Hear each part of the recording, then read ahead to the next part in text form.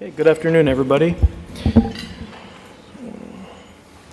So a few off-label disclosures. Metronidazole and intracolonic vancomycin are not FDA approved for use in C. difficile infection. And FMT is investigational and not approved by FDA for use in C. diff as well, but they do allow it for C. diff not responsive to standard treatments as long as you get informed consent. So I'm going to talk about some new recommendations from one of our societies, Infectious Disease Society of America and the Society for Healthcare Epidemiology of America, which is an infection control society. Not just because I'm an infectious disease doctor, but also because these were published this year, and the prior ACG guidelines were from 2013, and the prior IDSA guidelines were from 2010. I'm going to talk about Fidaxomicin and Bezlotoxumab and their roles in preventing C. diff recurrence, and I'm also going to talk about FMT for treatment of recurrent C. diff. So, as part of the management of C. diff, you want to stop the inciting antibiotic as soon as possible if you can. These are, again, new guidelines from Infectious Disease Society of America published this year. And they still divide C. diff into severe and mild to moderate. They just changed the mild to moderate to non-severe based on some of the how the clinical trials were set up. They use the same severity criteria, white cell greater than 15,000 being severe or acute kidney injury. Instead of using a rising creatinine, they just say a creatinine more than 1.5, and they do discuss that these are not going to be valid in patients with chronic kidney disease and hematological malignancies. For the non-severe disease, the difference compared to the old IDSA and ACG guidelines is before metronidazole was the drug of choice.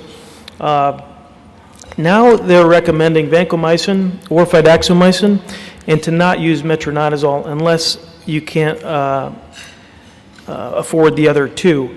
And the rationale they use is there are 4 clinical trials comparing Vanco and Metro. 1983-96 showed that Vanco and Metro were equivalent, but Metro was a lot cheaper. In 2007, Frank Czar and colleagues showed that for severe disease, vancomycin was superior in terms of cure rates. That's where vancomycin was recommended for severe disease. And then after the 2 guidelines that I mentioned were published in 2014, there are 2 additional clinical trials comparing Vanco and Metro. And it's there that in either trial, there were different populations studied. In the intention to treat, there was no difference between Vanco and Metro. When they combined the trials, they did see a difference.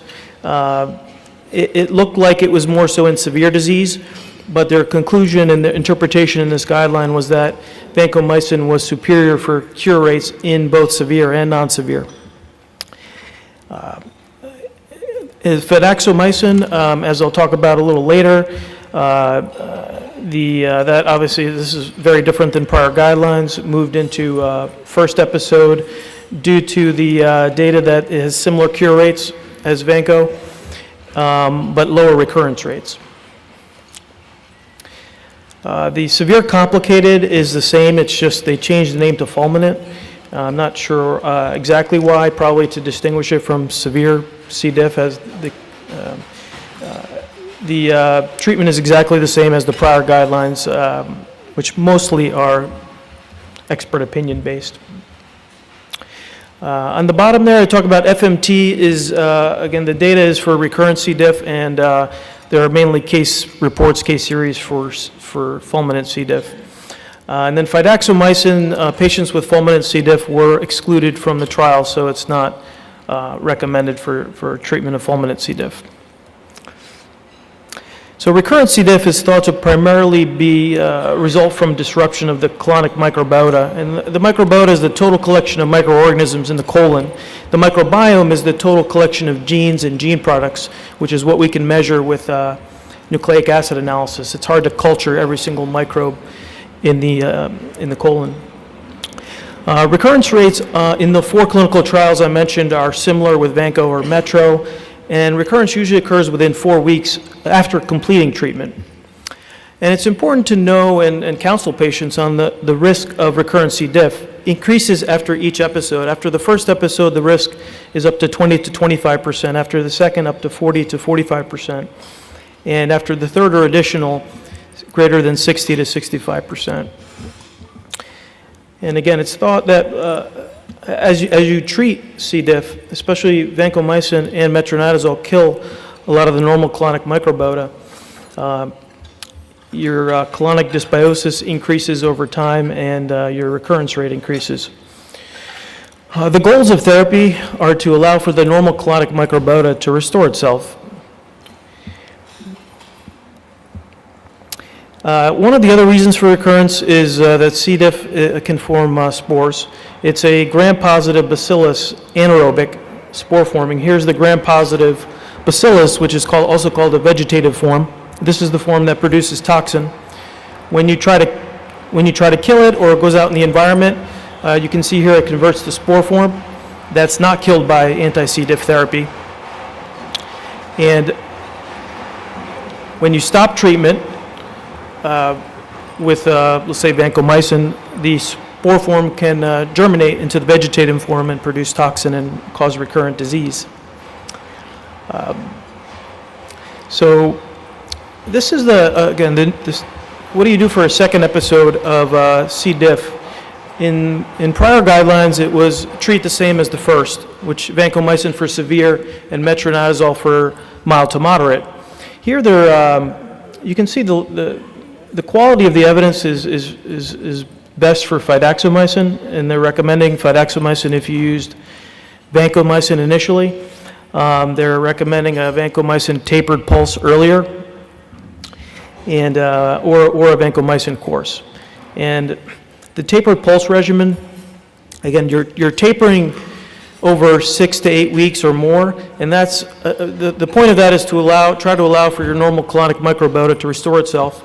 The pulse is for the spore forms where you are giving a dose of vancomycin, you're killing the vegetative forms, some of them will convert to the spore form, you wait a couple days to allow that spore to germinate, and then you're trying to, and that's, the data is not, there are no clinical trials, but the data for Vanco tapered pulse shows improvement in outcomes over just a standard 10-day course. So Fidaxomicin is a naturally occurring macrocyclic antibiotic. If you want to know where it comes from, it's listed here. It's bactericidal. It acts similar to rifamycins via inhibition of bacterial RNA polymerase, but at a distinct site from rifamycins, which is important because there's no cross-resistance. It's poorly absorbed, mainly exerts its activity in the GI tract, has high fecal concentrations, similar to vancomycin. It's selectively active against gram-positive anaerobes, particularly C. diff and Clostridium perfringens. It does have activity against other anaerobic gram-positives like Peptostreptococcus, variable activity against aerobic gram-positives like Enterococcus and Streptococci, less active against some of the non-spore-forming gram-positive bacilli like Lactobacillus. And then it's poorly active against anaerobic gram-negatives like Bacteroides, aerobic gram-negatives like E. coli, and then also different from other drugs, some Clostridia are resistant, and some of these Clostridia, as I'll show you, are an important part of the normal colonic microbiota. So it's thought that Fidaxomicin has a relatively low ecological impact on the intestinal microbiota. There is some resistance, but it's rare, no cross-resistance with rifamycins. These are the two trials, multi-center randomized double-blind trials comparing Fidaxomicin versus vancomycin. And they both, so a little over 500 patients in each trial. So the clinical cure is the resolution of diarrhea after the second day after completing therapy. And the cure rate is the same between Vanco and Fidaxomicin.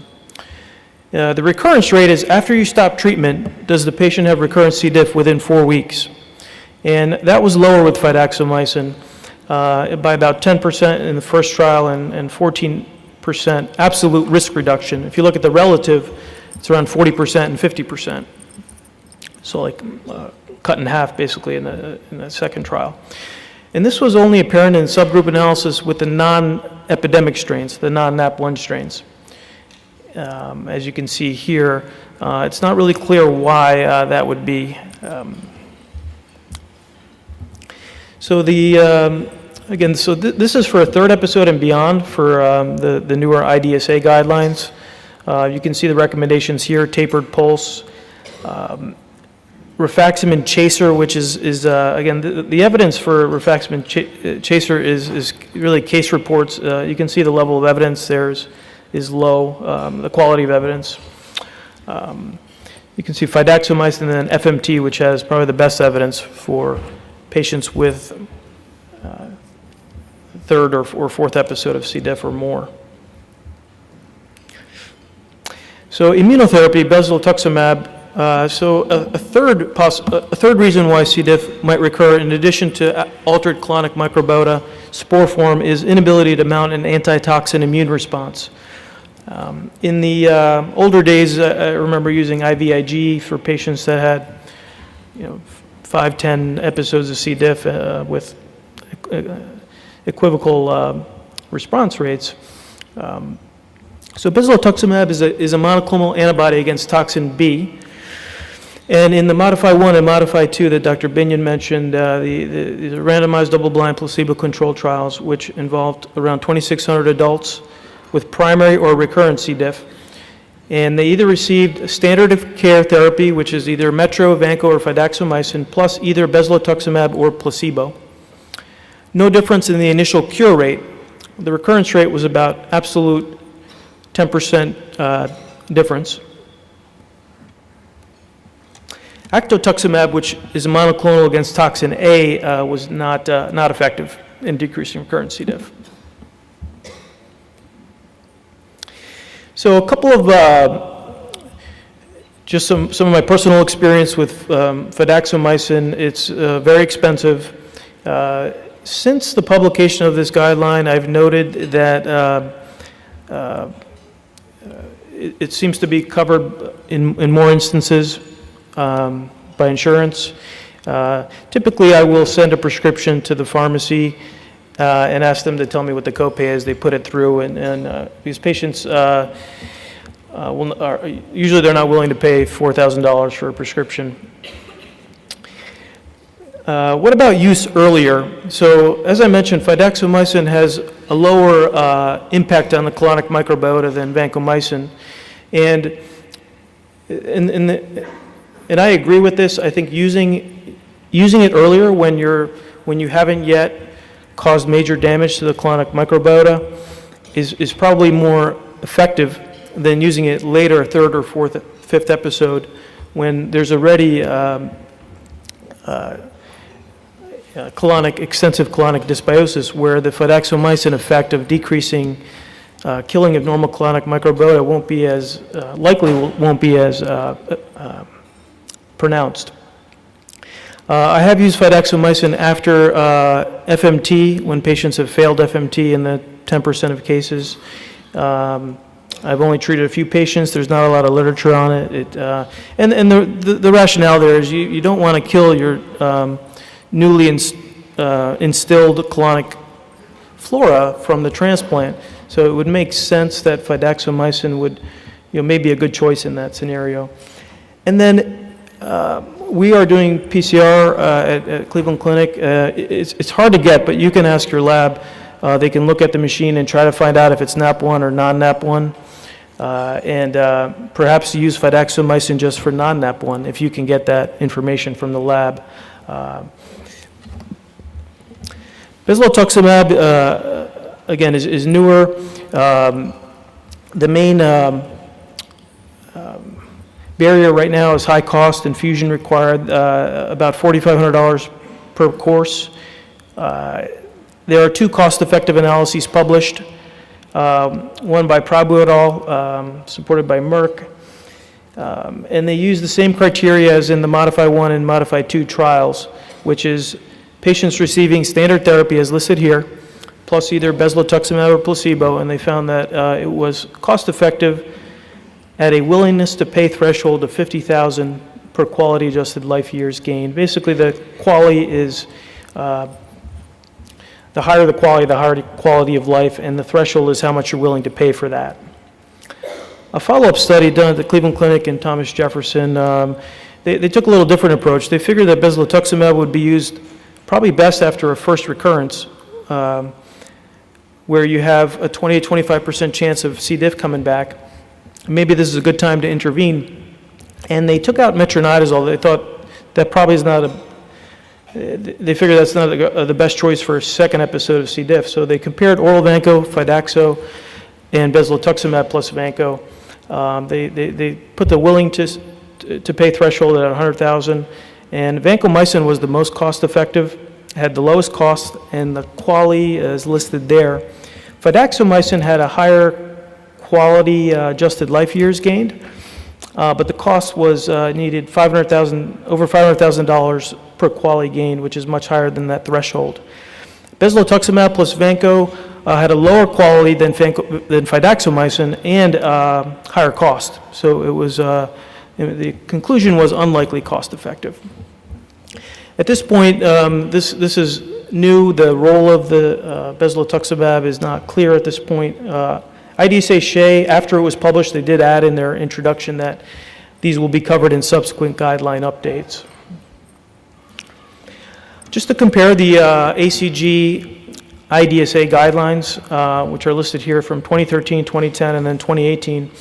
The initial episode, as I mentioned, and the severe is metronidazole or vancomycin for the older guidelines.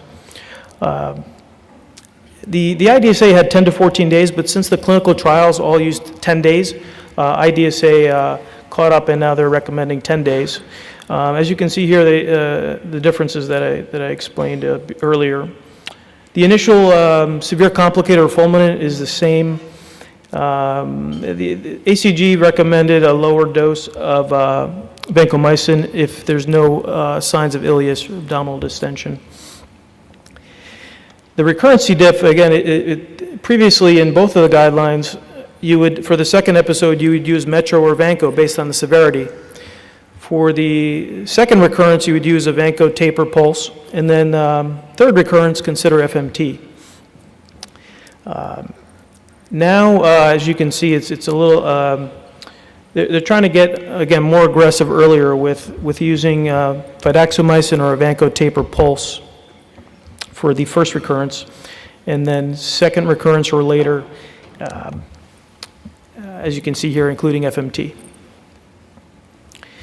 So I wanted to provide a little bit of ID perspective in diagnosis and treatment, and I'm going to reiterate what Dr. Frey mentioned. So asymptomatic colonization, meaning you're colonized with the organism, but not necessarily producing any toxin or having colitis, is 3 to 26% among adult inpatients.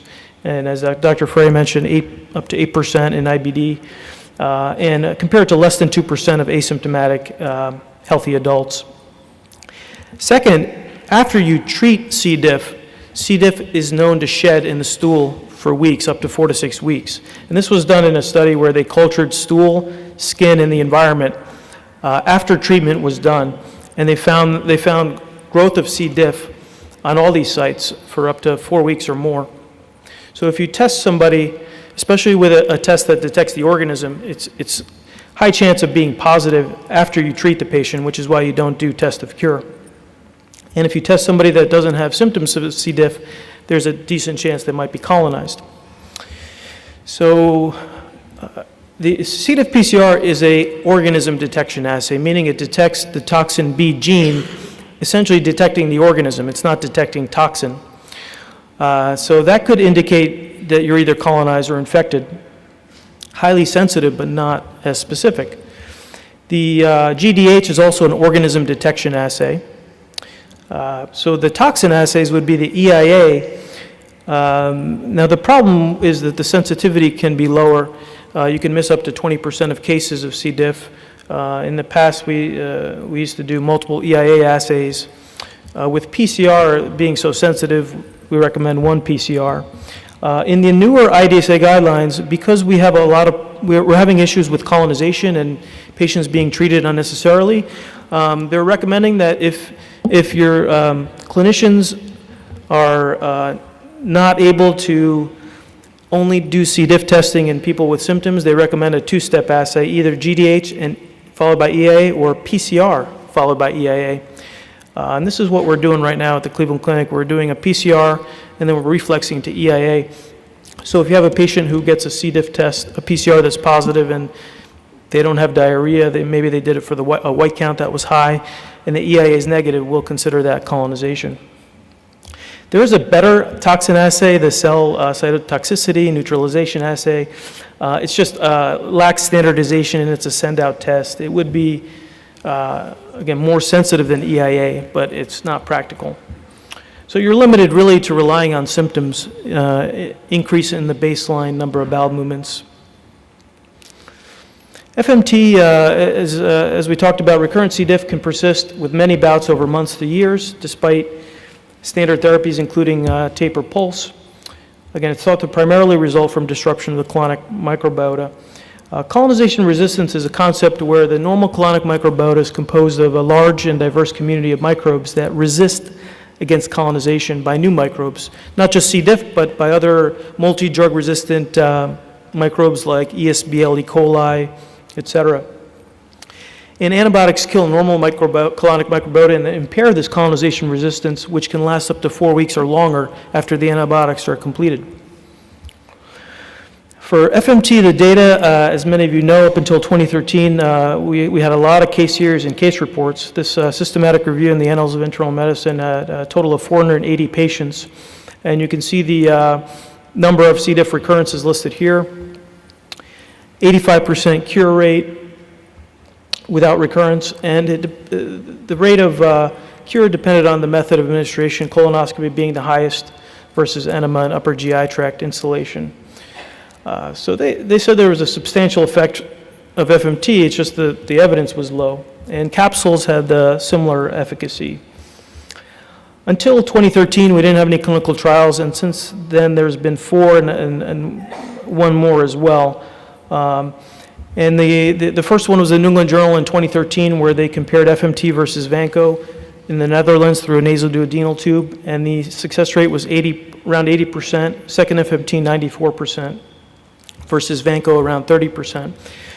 The next trial compared to Vanco taper pulse in Italy, and they had a lower rate of success, 65%, but went up to 90% with the second FMT versus 26% for Vanco.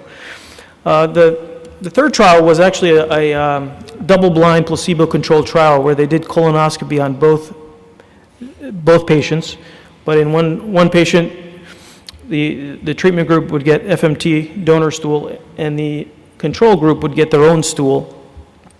And this was done in the U.S. Via colonoscopy, and their success rate was 91% and 100% with a second FMT versus 63% with controls, which is likely similar, a little more accurate to what we're seeing with colonoscopy FMT, around 90%.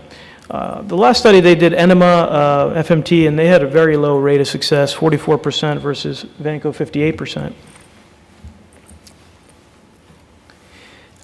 What about FMT in patients with C. diff and IBD? There are 2 studies I'm going to go over here. There's a descriptive study in 8 academic centers. Patients who had established IBD who underwent FMT for recurrent C. diff, followed for a minimum of 3 months.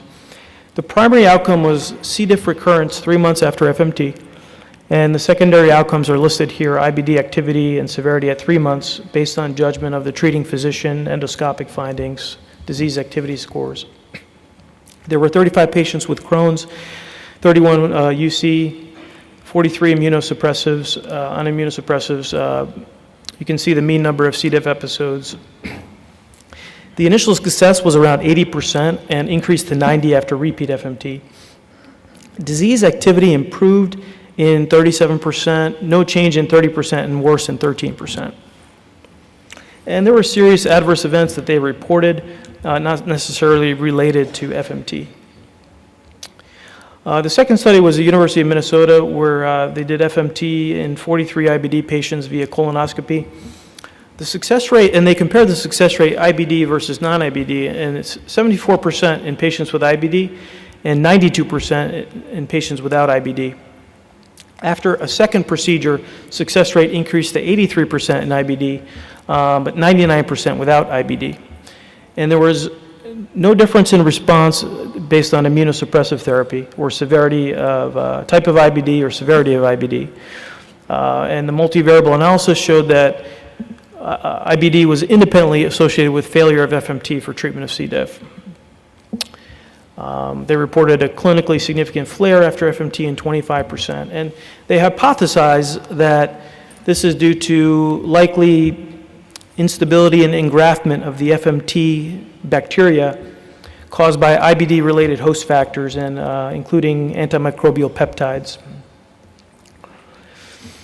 So the human microbiota, as I mentioned before, the microbiota is the total collection of microorganisms. The microbiome is the total collection of gene and gene products, including RNA, proteins, metabolites, produced by the microbial communities, and that's what we can measure with nucleic acid testing.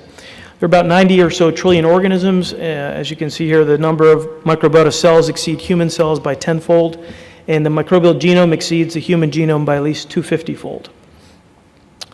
And every human body site has a distinct microbial composition. So the colonic microbiota is composed of two prominent bacterial phyla. 50% of the bacteria are in the Firmicutes class.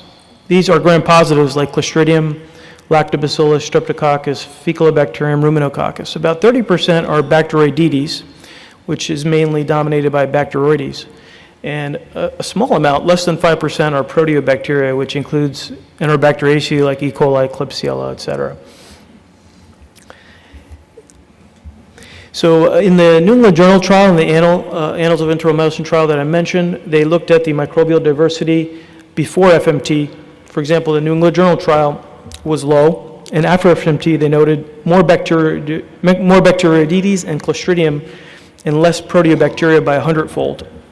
In the Annals of Internal Medicine trial, they found before FMT marked dysbiosis, lower diversity, fewer Firmicutes and Bacteroidetes, and more proteobacteria.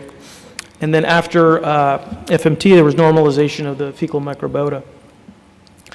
In a nutshell, you want more Firmicutes and Bacteroidetes and less proteobacteria is what we're seeing after FMT. And this is consistent with what we know about the normal colonic microbiota. And this is the Fidaxomicin versus Vanco New England Journal trial. They took stool samples from 20 patients, 10 in the Fidaxomicin group and 10 in the Vanco group, not on concomitant antibiotics. And they looked at the colonic microbiota, and Vanco led to a decrease in Bacteroides, Prevotella group, and Firmicutes, Clostridium, Coccoides, and Leptum. And Fidaxomicin appeared to spare these groups. And I did mention this before. Fidaxomicin seems to have a selective activity against difficile and perfringens and resistant to some of the other Clostridia. And Fidaxomicin doesn't have activity against Bacteroides. So it makes sense where Fidaxomicin, which affects the normal colonic flora less, may have a lower recurrence rate. Key takeaways: stop inciting antibiotics as soon as possible.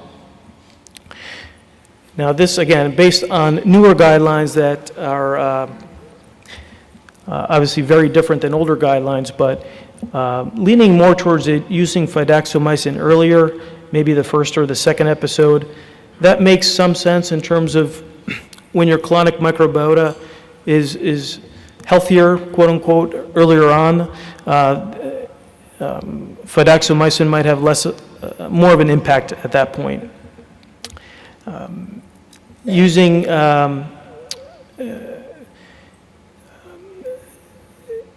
so for the metronidazole versus Vanco, again, these, I think you can interpret the study, that last clinical trial in 2014 differently depending on how you look at it.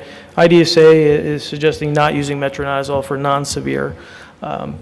Now, the cost might be higher since there's a new liquid formulation of vancomycin, and depending on your state laws, we can we can compound vancomycin in a liquid form for very cheap, but if there's a commercial form of vancomycin now, there are some guidelines or laws where you might not be able to compound the vancomycin. You might have to use an FDA-approved version now that there's one out. Previously, we only had capsules. Immunotherapy, I think it's too early, and there are really no guidelines on its use right now. It does have a similar decrease in recurrence rate as Fidaxomicin, about a 10% absolute decrease in risk. And finally, recurrent C. diff is thought to primarily result from disruption of the normal colonic microbiota, and you want to minimize killing of the normal colonic microbiota by using antibiotics only when needed, using the most narrow spectrum, changing from broad spectrum to targeted as soon as possible by making sure you have appropriate cultures initially, and use the shortest antibiotic duration possible. We know that more than 7 days of antibiotics, your risk of C. difficile infection is a lot higher. So thank you very much.